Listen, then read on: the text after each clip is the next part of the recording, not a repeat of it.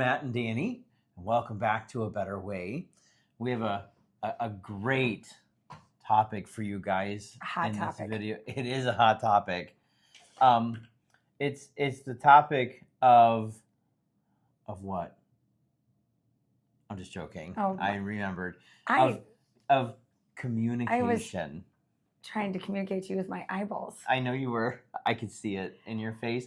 And I was like, I thought, wanted to communicate correctly. How should I introduce this video? I'm making me respond nicely. I was thinking like I should be like, well, you know. He's making me practice what I preach.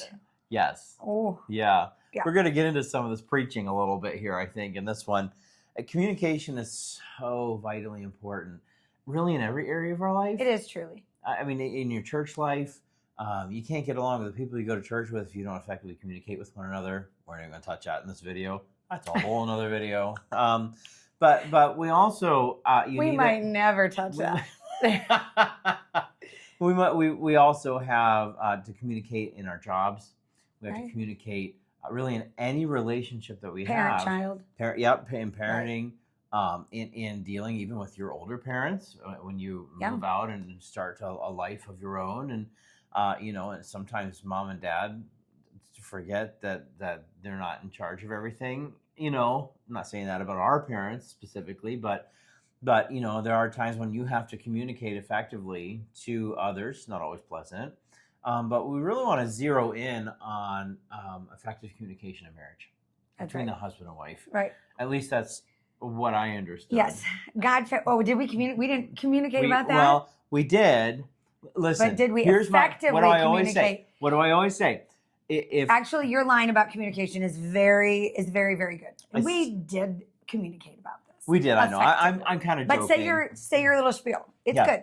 If you did not hear what I said as I intended it, yes, communication has not occurred. Yes. Communication has not occurred. If I said something, we could talk a whole half hour about just that right there. That meaning. That's right. That's right. And the vice versa is the same. If you said something and I did not pick up your meaning, communication has not occurred. Right. And we're going to talk about some of the problems that you did not fully understand. That. Yes. Right. Right. It happens for a lot of reasons. This is why it is incredibly important to say what you mean. Yes. Say what you mean. Well, sometimes I mean it, and you still don't get it. Right, and vice versa, right? Yeah. Because why? Oh, I usually say what I mean. Perception is reality, right? Perception is reality. Yeah, that's true. And I think like when I said that I was thinking more of like, okay, if you say "What's the matter, babe?" and I say "What's a classic word?" every man knows. Fine. No, if you say "What's the matter?" I don't say fine. No, you don't usually. But women. But that's the classic response. Nothing. Many times. Fine or nothing. Nothing's the matter. Right. Right. Like, are you okay? I'm fine. Maybe for that. Right. Yeah. But like, what's the matter? Nothing. Well, if you're not speaking the truth, you're not going to be able to effectively communicate. And not that you would like purposefully try to be deceitful. It's just a classic answer. Right. And that answer really might mean I'm not ready to talk about it yet. Yeah. Right. Yeah. Like, so that's what should be said. So if you ask me what's the matter, and I say, I just have something on my heart, but I'm not really ready to speak about it yet. Sure. That really might mean I'm pretty hot about it. That just makes you nervous for longer. Yes. Yeah, I know. But what that might really mean is I know that I cannot effectively communicate with you about it, or I'm pretty upset about it, and I don't want to miscommunicate because of my hurt feelings or anger, but like say what you mean. Yep. And, say what you mean. Say, like number one, if people would just start with that, like just really actually speak the truth. I mean, the Bible says speak the truth in love. But it's all over Ephesians. But speak the truth, and it does help because we can talk without communicating for an entire hour and get nowhere. And then all of a sudden, what really needed to be said actually came out. But sometimes it's difficult, right? I don't know what you have in your notes. I don't know, but that I can think be hard for us guys. We're not used to putting our thoughts into speech in a way like, I don't know. I feel like we understand each other, man to man, usually because of our shared experiences, because of our shared thought processing. I don't know, techniques. So the technique, Because I you're a don't dude. know. Right. Yeah. Right. And we know that women think differently. We know that science has proven that women think differently. And so sometimes a thought will actually flash through our brains, and we didn't even realize that thought was even there. And so we have to slow down. We as guys have to slow down and think through what's going on in our mind to effectively put that out there in a way that our wives can respond to. And probably the hardest thing are the abstract concepts for us, our emotions. What am I feeling? Guys don't feel, right? You do. And then we get to that realization that we're feeling something, and then we're like, okay, what is the word for that? And it's that.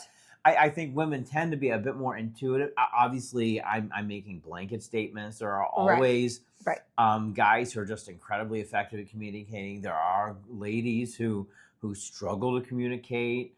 And so that, but I'm talking about generally speaking, as God created mankind and womankind, this seems to be cross cultures the way that it is. Just because we are women tend to be good communicators doesn't also though not mean that we're good at communicating how we really feel. Or communicating to men in a way a man will grasp. Yeah, that's one of my notes. Yes. But you go ahead. We'll get there. Okay. I'm actually going to start in Ephesians. I didn't mean to, because this is the verse that really popped into my head. It's my favorite. It's just so practical. Yeah. It's not just like thou shalt not. It really just goes in depth in what we ought to be doing. But Ephesians chapter 4 and then verse 29 says this: let no corrupt communication proceed out of your mouth, but that which is good to the use of edifying, that it may minister grace unto the hearers. A collaborating verse in Colossians 4:6 says, let your speech be always with grace, and you know how to answer every man.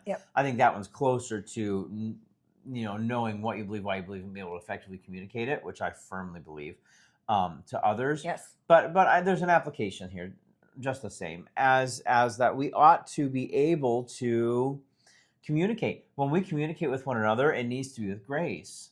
Guys, we need to speak to our wives with grace, knowing that there is something different about the way you think from the way that I think.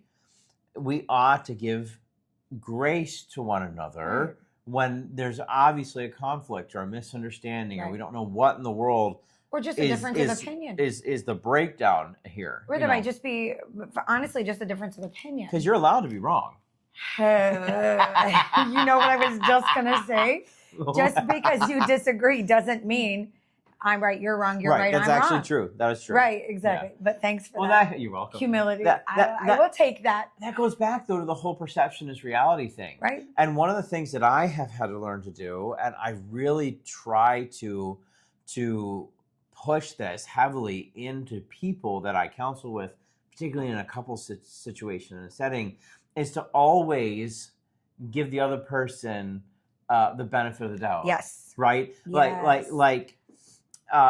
If you consider your spouse to be your enemy, you are always going to go on the attack, and nobody likes to be attacked. Right. There's a time for correction. There's a time for bringing up hard things. Right. There's a time for dealing with sin. Right. There's certainly a time for that, but nobody likes to be attacked. Very rarely is a full frontal, you lied to me, or that was stupid, or that just never works. It just doesn't. You're going to shut the other person down so fast. Yes. And I think that's really that whole idea of giving grace to one another. Give your spouse the benefit is of the doubt. so That's good. highly effective. Right. What were you going to say? I feel like you're trying to jump in there. No, I think you spoke what I was thinking. You're welcome. I don't. Communication.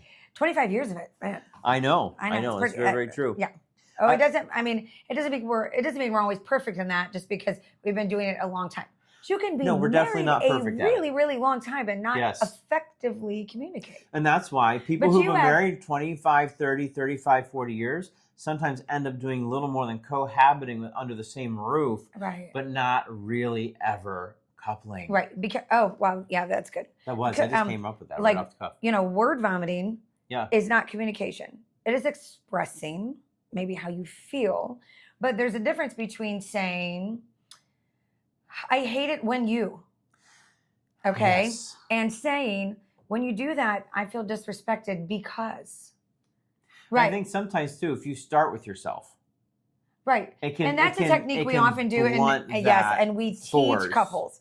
Like, for instance, like Matthew does not do this. I'm going to give an example that he does not do because I do not believe in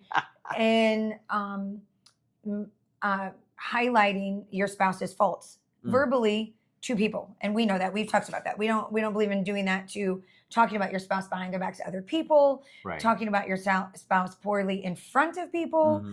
We do not do that. If I don't like that you do something, the ladies in my church should not be aware. That's not a communication that needs to happen between my best friend and I. It's not something that should be brought up around the table at Thanksgiving dinner as a way for me to poke fun of you. Devil's advocate. Yeah.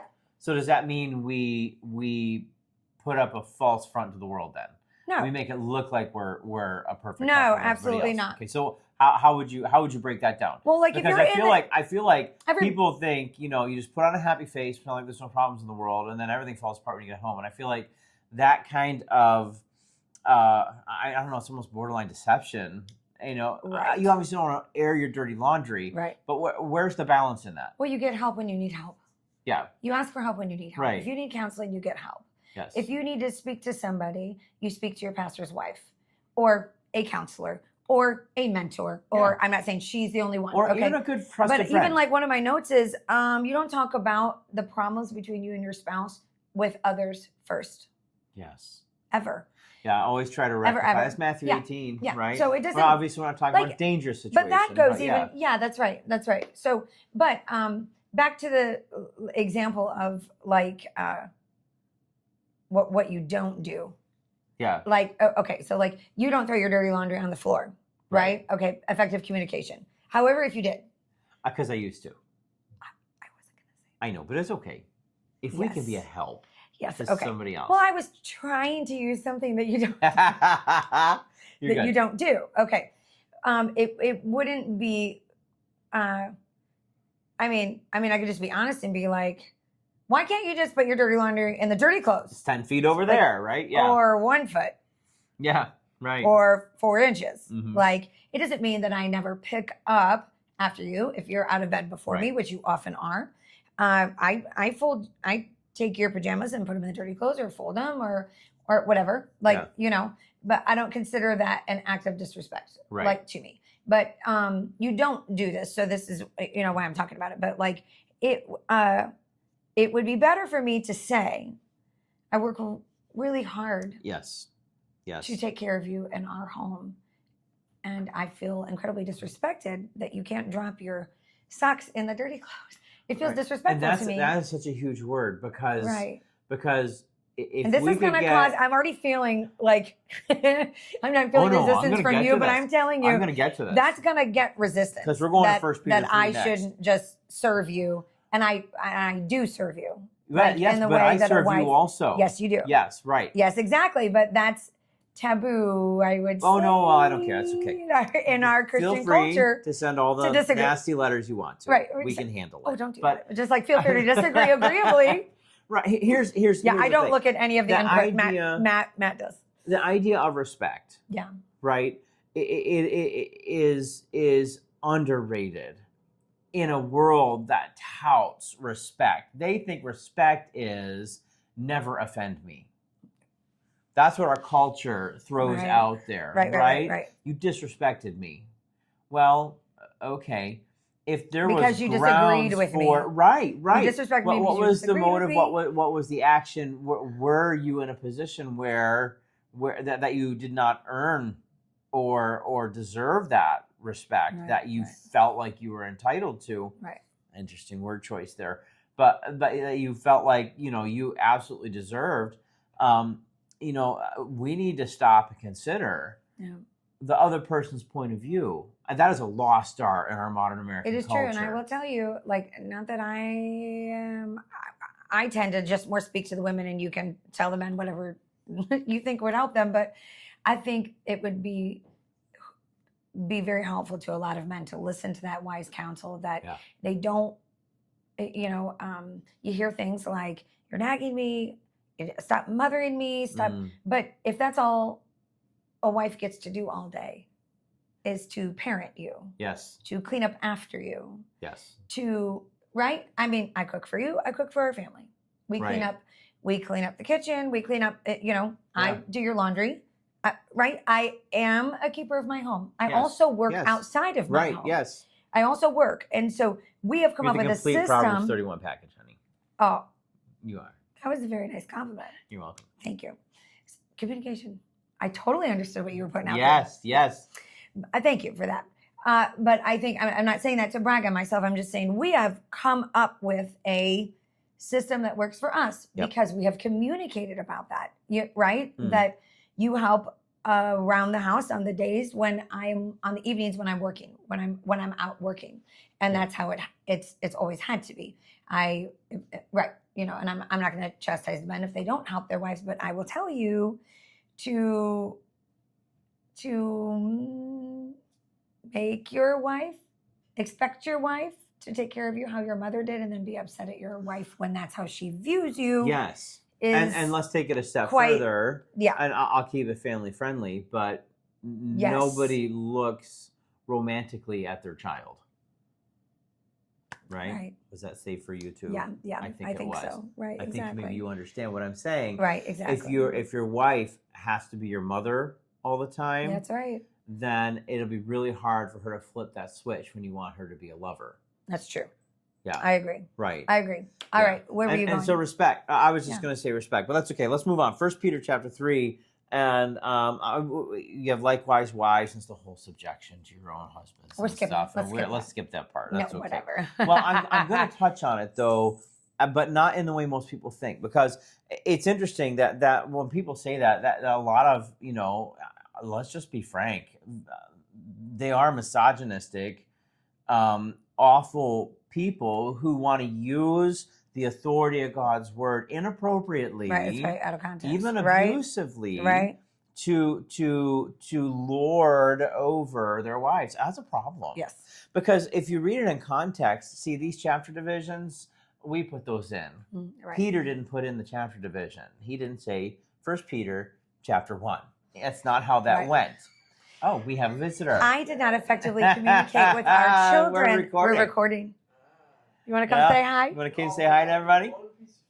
All righty. This son of mine obviously effectively communicated with his fiance because he has an Ulta bag in his hand. Come say hi to everybody. Good job, bud. This is our son, Chase. This is Chase. He just got engaged. What's this, for your girl? Yeah. Ooh. Yeah. Good job. We're talking about communication. Do you have a nugget of wisdom? Communication. He's like, No. do it. We've tried to teach you. Yeah. Let's go back to 1 Peter 3. All right? We'll just skip. So we'll forget him. 1 Peter 3 then talks about likewise you wives be in subjection to your own husbands. That word likewise is very interesting. That means just like. Just like, right. Just like what? Just like Peter was talking about. What was he talking about? That Christ was in subjection to the Father and gave himself for, basically in obedience to the Father, right?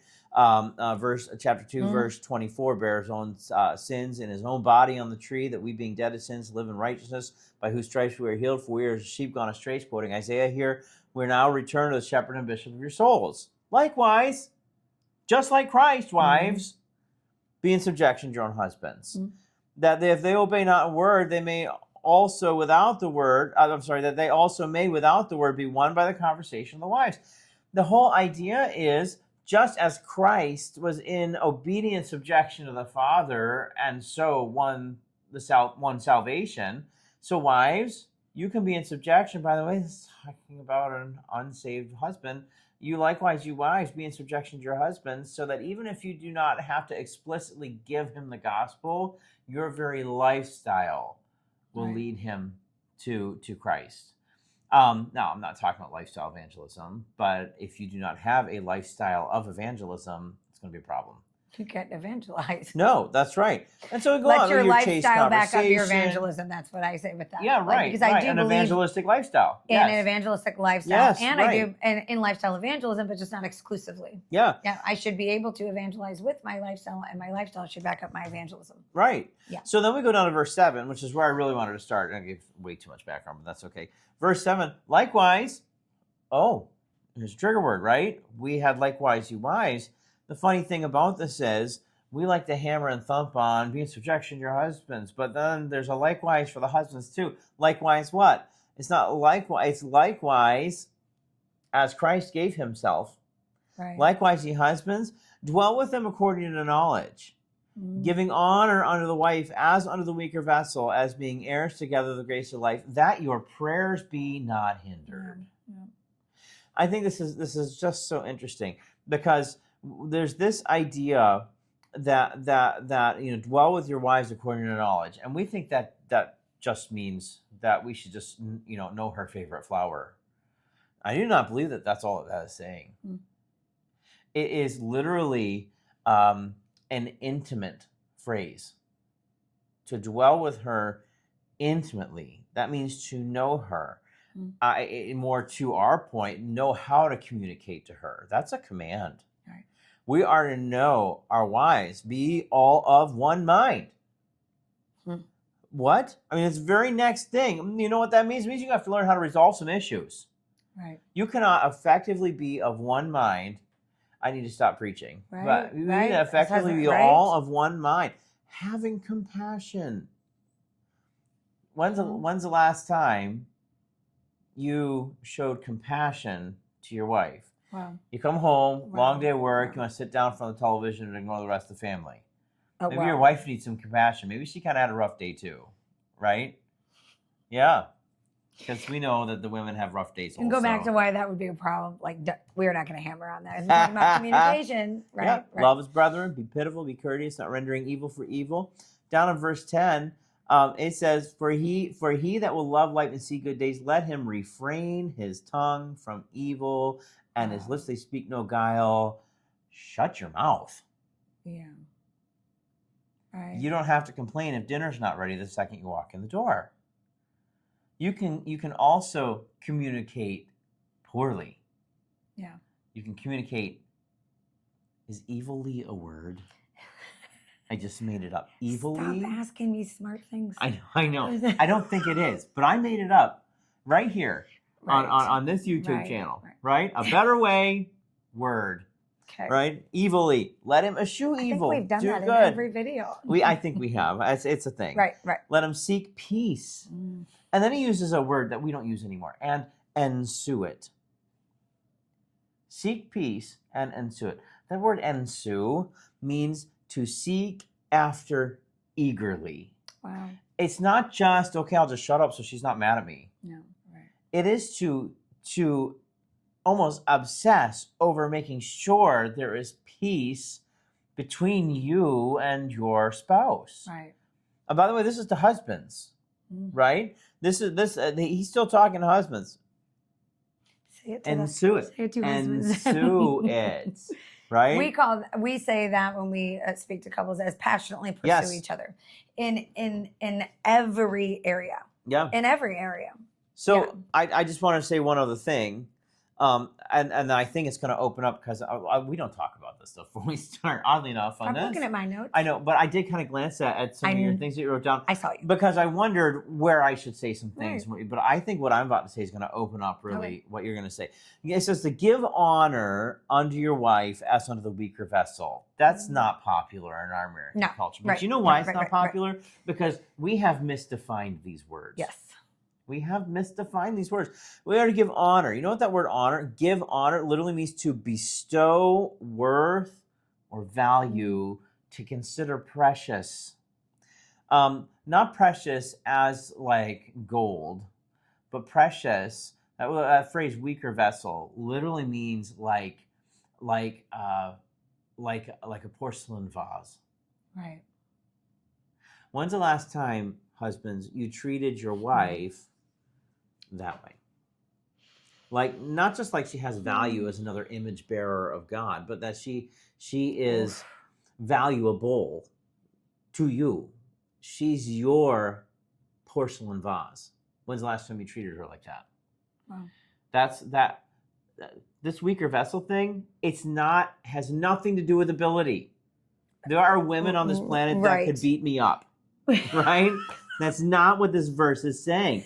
This verse is saying, in using the terms weaker vessel, it has everything to do with value. Right. You are highly, that's beautiful. Highly valued. Yeah. But you're going to ask something. I think you don't hear that preached about very often. You don't? Yeah. You don't? No. But that's what it's saying. Right. Because when, it's not hard for me. If you knew my personality, and probably by watching the videos, you can assume I am a very independent and strong woman, and I have opinions, and I am loud, and I think there's a lot of people that maybe would look at somebody of that kind of temperament, personality, and assume that I actually really value my place is going to sound, but the position that God has given me in being the weaker vessel. Yeah. I was saying to somebody the other day that, let me just give you a small example of like how precious that is to me, that you have been so good at giving me that, making that place a beautiful space for me. Like I said to somebody, if I don't want to cry, I can't let you touch me. Right. Like if I'm upset about something, if something big has happened, or and which has happened 100 times, probably more down through the years, but like big things. Yeah. And if it's something like really big, but I haven't like broken down about it yet, and I'm just in that, I have to be strong for the kids or whatever it is. Okay, and you come home from work, or I finally get to see you and you go to touch me. Like if you're gonna go to hug me, there's almost this part of me that's like, because I know it's coming. Yeah.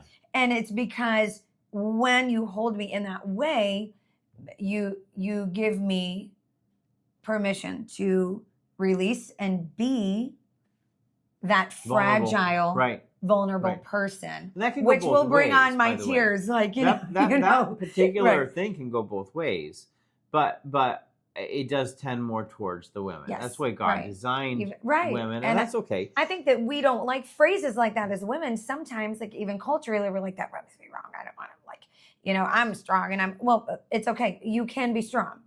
You can be strong and still, be valued in that way. It's okay. I am both. Again, it has nothing to do with ability. It has nothing to do with actual physical strength. It has to do with. So when the Bible says to give honor unto your wife as a weaker vessel, it literally means I'm to approach you as though you're the most valuable thing in the world to me. And then I'm to ensue peace with you. Wow. Not just peace in the household. I'm to ensue your peace. Wow. Right? So what is it in communication? How can I communicate those things to you? How can you communicate the things you need that set you at peace? Wow. I am ultimately responsible to God for the decisions that are made in the home. Yes. But I don't ever make massive decisions by myself. You don't, yeah. Right? Because they affect you also. They're going to affect the kids, and we actually have brought the kids in on some decisions. Absolutely. Pray about this with us. Absolutely. But between a husband and wife, we are to ensue peace in our home, peace in our relationship, peace in your spirit, peace in my spirit, and the best way to do that is to dwell according to knowledge. Be absolutely intimately aware of you on an intimate level. Of your spirit, and then we're to pursue. Ensue is the word used. That we're to pursue that as a husband. That's beautiful. It is. This whole thing. What was the weaker vessel? That's like that is not what that passage is about. That's beautiful, because I was just going to say, like, regarding communication, and we should wrap up. But let's. Now you have a couple of things you want to say. Yeah. Don't argue to communicate. Communicate. Yeah. Right. Don't communicate angry. Right. Communicate. You know, to argue, it is not what we think it means. We've kind of altered the meaning of that word. To argue as to lay out an elaborate case. A lawyer argues a case, right? So I think what you're really talking about is the angry bickering between people, right? Because there have been many times you have argued a case before me, right? I'm kind of good at that. You are. Actually, most women tend to be. Yes. They're very logically oriented. And I do. Not in decision making processes, but in being able to put thoughts in order. Right. To know which facts to put out first. We talk that way because I know, first off, I am a communicator. Yes. I am, if I'm going to bring something to you, if it's important to me, it's because I have really thought it through. Yeah. I've not just flown off the handle about something that's made me upset. Yeah. I've considered, I should be considering, praying, thinking. And when I do that, I list in my head. So, so that like when I've come to you, then I think like, look, this is the process. These are the steps. This is what I've thought through. And this is why why we need to speak about this. Yes. Like, does that make sense? Yeah. And so, right. yeah, I do. But don't do it angry. Right. When only. It doesn't mean you're never heated about anything. Well, like, either. yeah, It doesn't mean that there is never. Or that I'm never passionate about it, or never heard about it, or never upset about it. To look at your husband and say, you're wrong, and here's why. And that's where argument is okay. I did not say that. But angry bickering. Right. Yes, exactly. Is a problem. Right. Because Proverbs 21:23, whoso keepeth his mouth and his tongue keepeth his soul from troubles. Yeah. And only by pride cometh contention. Proverbs also says, whoso keepeth his mouth keepeth his life. Yeah. So I think it is important to communicate. Avoid communicating the big things when you're angry, when you're emotional, yes. when you're tired, when you're hungry, when you're upset, when you're in a hurry, when you're in a rush. When you're hungry. I said that. I know you did. I did say that. Yeah. Yeah. And because we make emotional decisions when that happens. And so like, out of hand, emotional decisions. And I was just going to say, talk about, you need to learn to communicate about the good and the bad and the ugly. Yep. Yes.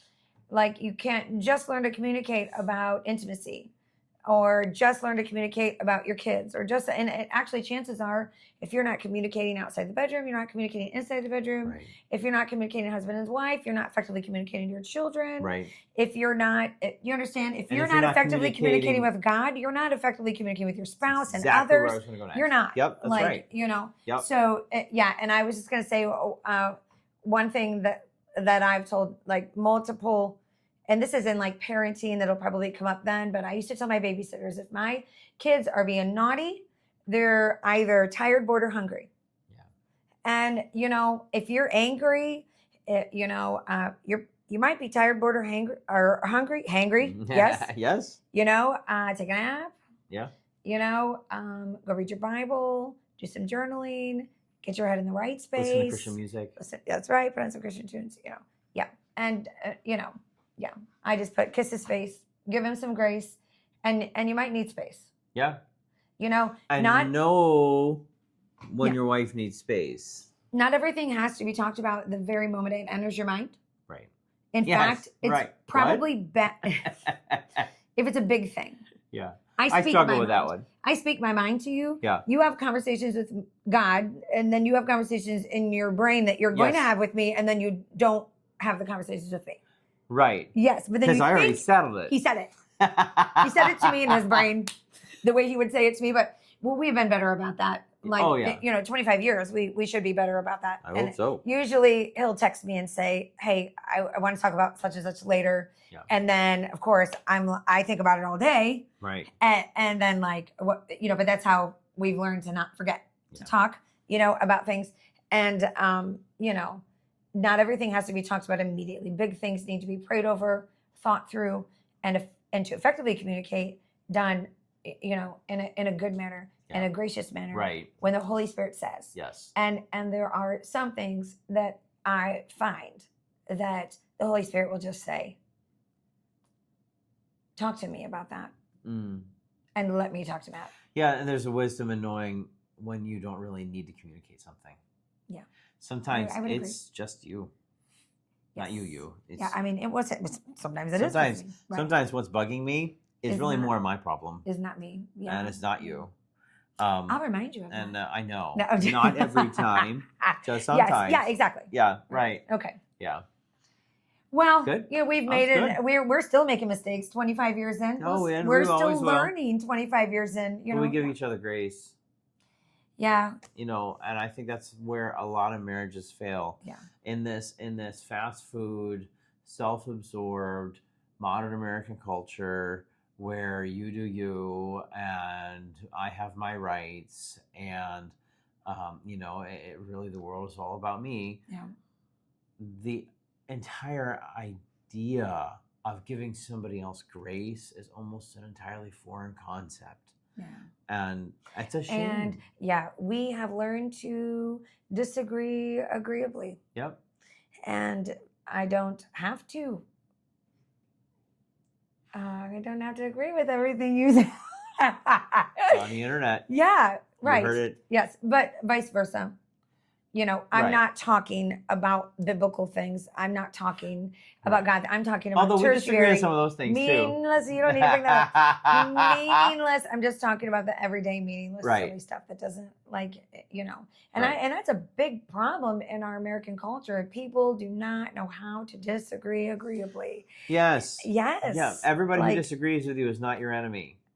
Yes. If you vote Democrat, the Republicans are not your enemy. If you're Now you're from meddling. the north, if you're from the north, the Southerners are not your enemy. Yes. If you are of one specific ethnicity, the rest of the ethnicities are not necessarily That's right. your They're enemies. not your enemy. That's exactly And right. we have lost the art of knowing how to get along and agreeing to disagree agreeably. That's right. Yeah, I know. absolutely. Yeah, right. And you know how you do that? You know how you get through that? Communication. That's right. You learn to communicate with one another. You Yes, you learn do. to accept that there are going to be differences. You practice Some it. of which It's an will art. never be settled until Jesus Christ himself rules on the earth. And Yeah. even after that, And then you'll people are find going to out. make trouble. Then you'll find out I was right. when Satan's released, right? So Yeah. communication is so Yes. vitally important. Yeah, practice it. It's an art. It is. It is an art. Yeah, and It is an you're gonna art. fail. So Yeah. admit when you fail. Yeah. Try again. And give grace. That's right.